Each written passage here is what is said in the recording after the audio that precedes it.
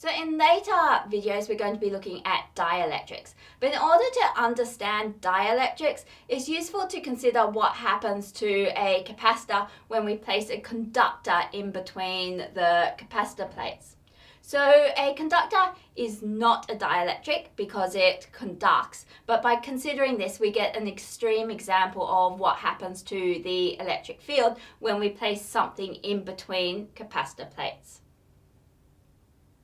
So let's start by considering this large parallel plate capacitor here. Now we've got a top plate, and on the top plate we've placed a charge plus Q. The top plate has a surface area capital A, and then a distance d below the top plate is the bottom plate, which has a charge minus Q placed on it, and it's got a surface area A as well. So we can calculate the charge density on the top plate. It's given by sigma is equal to Q on A, and on the bottom plate, same magnitude but opposite sign, sigma is equal to minus Q on A. So as we've discussed previously when we were calculating the capacitance of a parallel plate capacitor, the electric field between these plates is given by sigma divided by epsilon naught, and this electric field points from the positive plate to the negative plate.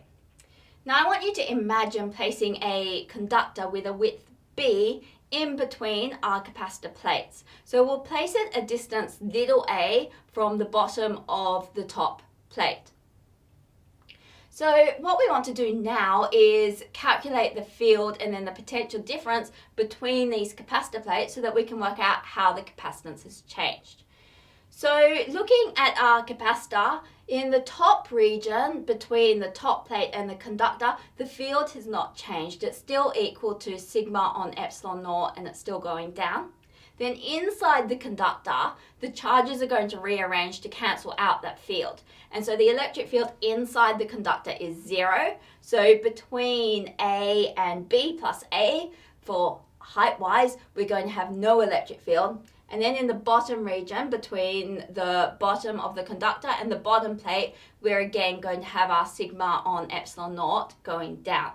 So we can calculate the potential difference here just using our potential difference is equal to minus the integral of E dot ds. And so we'll do that in each of those three regions. So delta V is equal to, in the top region, our limits are going from 0 to A. There's a negative out the front of this because we've got minus E dot ds. So our integral is minus the integral of 0 to A of sigma on epsilon naught ds. Then we've got the region inside the conductor with no electric field, so that's minus the integral from A to A plus B of 0 ds, so that's just going to be 0. And then we've got the bottom region, so that's from minus the integral from A plus B to D of sigma on epsilon naught ds. So doing these integrals, the first one we've got minus sigma on epsilon naught s, and then we're going from 0 to A, and then we've got the third one, minus sigma on epsilon naught s, and we're going from A plus B to D. So substituting in those limits, we've got this is equal to minus sigma on epsilon naught. We've got brackets, A minus 0, so the 0 goes, plus D minus A plus B. So you can see the A's there are going to cancel out. So this is equal to minus sigma on epsilon naught times D minus B. Now it's useful to get the voltage in terms of Q, so let's replace sigma with Q on A. So we've now got that our potential difference delta V is equal to minus Q times D minus B divided by A on epsilon naught, where A is the surface area of the capacitor plates.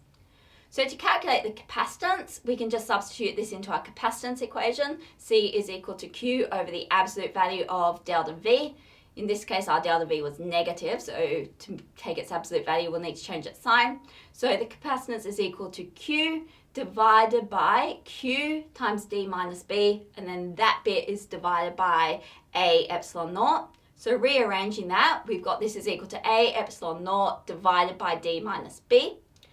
And now it's actually nice to rearrange this a little bit again and write this is equal to A epsilon naught divided by D times 1 minus B on D. Now the reason this is nice is that we know that the capacitance of a parallel plate capacitor is given by A epsilon naught on D. So let's give that the symbol C with the subscript 0. So that stands for the capacitance of a parallel plate. So then we can see that the capacitance of the parallel plate with the conductor inside it is equal to C0 divided by 1 minus B on D. Now 1 minus B on D is going to be some number between 1 and 0 because B has to be smaller than D. The conductor fits between our two capacitor plates. And so you can see that the capacitance increases when we put a conducting plate in between our capacitor plates.